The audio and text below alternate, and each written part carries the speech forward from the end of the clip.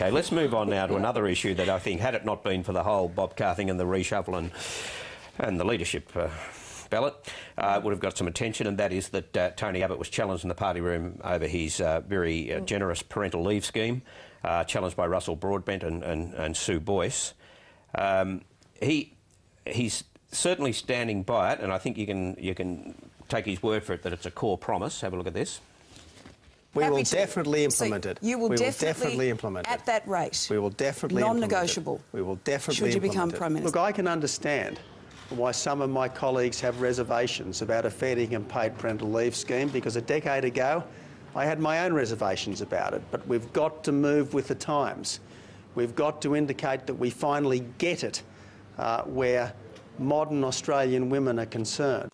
Now, what he's saying there quite plainly is he's doing this because he wants to demonstrate that he gets it, that he gets modern Australian women. I mean, this whole policy was to reboot Tony Abbott's image with women. When he started, you know, clearly the female population was his hardest to win over, you know, because he was so aggressive and because of his various social views. This was the policy that rebooted his image with women, and that's why he's going to stick with it. That's a small price for business to pay, isn't it? and if you remember, he announced it on International Women's Day, which was about as brazen as you can get. But it is one of those things that is it hasn't gone away in terms of the consternation within his own party room. And in this instance, it bubbled up because it was, you know, in the context of an either-or choice. How come you're saying that the disability insurance scheme, where lots of families battling, you know, with the care costs and lack of services for their disabled children, can't get that sort of in the immediate short term, but we can fund this in government?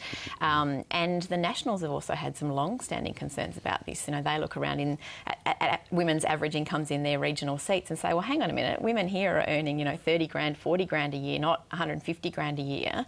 These women won't get the same amount, essentially, as top-earning women in the cities who could stand to get up to 75 grand out of the scheme. Yeah, and I hesitate to sort of speak on behalf of the women of Australia, but Go on, give it a red hot go. I would have thought that the women of Australia would want something more than a gesture.